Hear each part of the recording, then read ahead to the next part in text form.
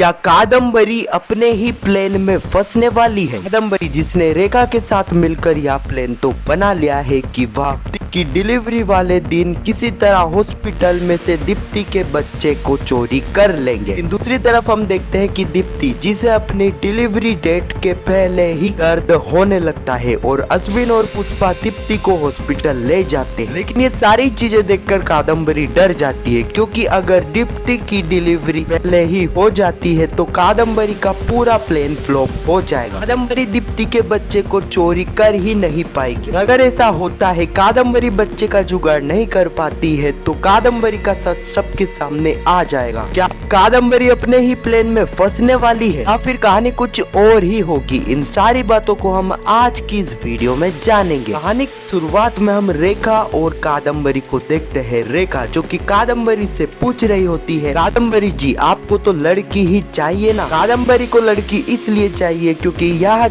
इच्छा जुगल की है, लेकिन अगर यहाँ पर दीप्ति को बेटे होते हैं तो यहाँ पर मजबूरन कादम्बरी को बेटा ही रखना होगा। कादम्बरी कहती है कि रेखा बहन बस आप यही प्रार्थना कीजिए कि दीप्ति को लड़की हो, फिर एक लड़का या फिर एक लड़की। अगले पल हम दीप्ति और प्रार्थना को देखते हैं। दीप्ति और प्रार्थना जिनकी यही इच्छा थी कि उनको लड़का ही हो। अगले पल हम अश्विन और चिराग को देखते हैं जो कि किसी बात के ऊपर बहस कर रहे थे, क्योंकि यहाँ पर अश्विन यह नहीं चाहता है कि दीप्ति अपने बच्चे को प्रार्थना को दे। दीप्ति को घर वापस लाने के लिए अश्विन ने यहाँ पर हाथ तो कर ली थी, अभी भी अश्विन इस चीज के खिलाफ है। पुष्पा और बापुत्रा जो कि ये सारी चीजें यहाँ पर देख रहे थे, उन्होंने यह ठान लिया था कि जल्दी उनको कुछ करना होगा। अगले पर हम पुष्पा को देखते हैं जो कि इस वक्त तक कॉलेज पहुंच गई थी। कॉलेज में आते से ही पुष्पा की मुलाकात होती है नैना से। नैना की पुष्पा को यह कह रही होती है, पुष्पा जी आपने एक पेपर नहीं दिया है और उसमें आप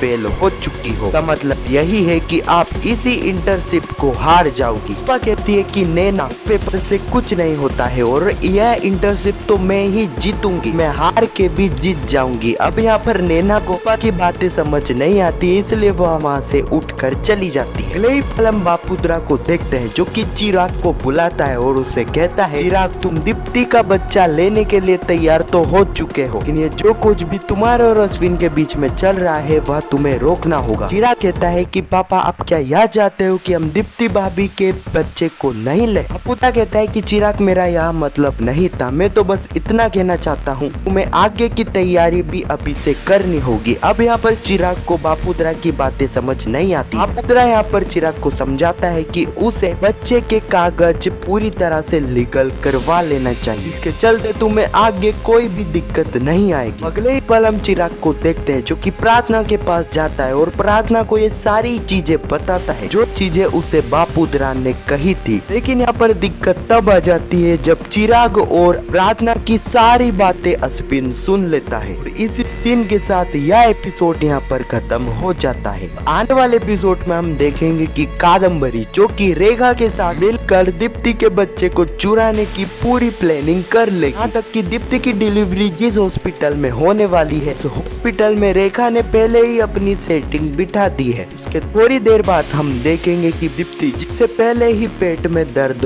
होने लगेगा, दीप्ति का दर्द इतना ज्यादा बढ़ जाएगा कि यहाँ पर अश्विन और पुष्पा को दीप्ति को हॉस्पिटल ले जाना पड़ेगा। ये सारी चीजें देखकर यहाँ पर कादम्बरी घबरा जाएगी, क्योंकि कादम्बरी को यह पता है कि अगर दीप्ति की डिलीवरी आज ही हो जाती है उसका पूरा प्लान फ्लॉप हो जाएगा, वह दीप्ति के बच्चे को चुरा ही नहीं पाएंगे। दीप्ति की जो डिलीवरी डेट है उसमें अभी एक हफ्ता बाकी है। क्या बाकी यहाँ पर कादम्बरी का प्लान फ्लॉप होने वाला है? मेरे हिसाब से तो शायद ही यहाँ पर ऐसा कुछ होगा। हो सकता है कि यहाँ पर दीप्ति को कुछ पेट में थोड़ा बहुत दर्द हुआ होगा और अभी शायद ही यहाँ पर दीप्ति की डिलीवरी होगी। हाँ मेरे को तो कुछ ऐसा ही लगता है। खैर आपकी क्या राय है इस टॉपिक के ऊपर? अपनी राय नीचे कमेंट में जरूर बताना। पुष्पा इम्पॉसिबल के आने वाले एपिसोड की ऐसी वीडियो के लिए चैनल को सब्सक्राइब अवश्य करना। जब तक के लिए धन्यवाद।